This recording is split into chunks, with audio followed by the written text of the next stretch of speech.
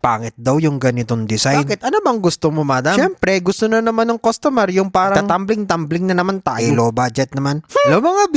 Ako nga pala si Komi, ang inyong masayang florista dito sa Saudi Arabia. And for today's Bulaklak serye, pangit na pangit nga itong ating customer. Dito sa lalagyan na dala-dala niya. Huwag siyang mag-worry, yan ang sinabi ko sa kanya. Kasi mga B, yung mga simpleng gantong design, pwede natin mapabongga. At talaga, mapawawawiwaw yung ating customer. Ako nang bahala dyan, madam. Kaya ang ginawa ko mga B, imbes na sa ilalim ko linagyan ng sponge, ilalagyan ko ng sponge doon sa mismong handle. O linisin lang natin ito, baka kasi magkaroon ng chismis. Pero kahit malinis mga B, ilinagyan ko pa rin ito ng pambalot. O nga pala, gel pala yung ginamit natin dyan. Dahan-dahan ko siyang idinikit para kapit na kapit itong ating pambalot na gel. O yung tinatawag na leather nila. So gugupitin lang natin yung pinakagilid-gilid. Ingat-ingatan natin. Hindi kagaya mo na hindi ka iningatan. Aray ko, may ads. Pero gusto ko mga B, yung matibay na matibay. Para hindi ma-fall at hindi mapunta sa iba. Yung crush mo. Aray mo. Baka! Ilalagyan natin ng mga bamboo stick. Itong ating mga, ano ba yun? Ating mga sponge na pinagdididikit. So gagamit pala tayo nito mga kulay puti na orchids mga B. Kasi nga may budget yung customer. Kaya tuwang-tuwa ako. Yun nga may budget yung customer tapos lumang gamit yung daladala yan. Pero okay lang yun mga B. Kasi nga sabi ko sa inyo, kahit pangit yung nilagyanan, pwede natin imekos-mekos para maging art angel. So pinaghiwa-hiwalay ko pala itong mga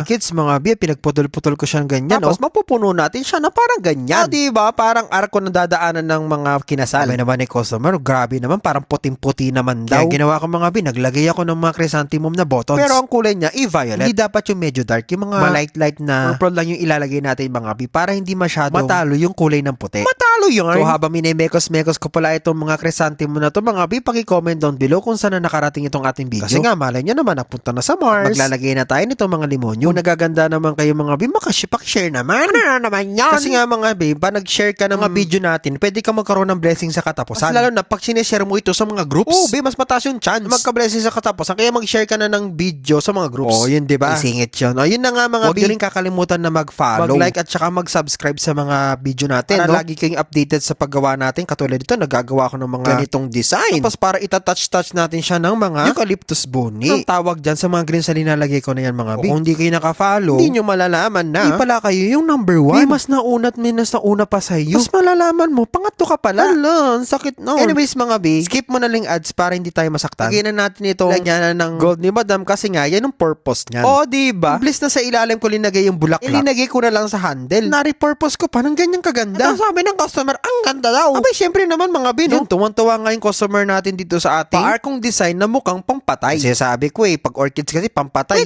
Pwede natin gamitin to sa mga pangkasal mga B. O, wala na magre-reklamo. Kanyaman na. Santing na. O, diba? Ganda ba mga B? Abay, comment down below. Tapos maglalagay pa ng mga gold at saka mga regalo dyan sa ibaba. O, talaga mapawawawiwaw ka naman ganyan. Mapapasabi ka na lang kasanting na. So, yun lamang mga B. Mag-follow at i-favorite na rin yung ating page para lagi kayong updated sa mga Bulaklak serye natin, no? O, sige na, bye-bye na. See you soon!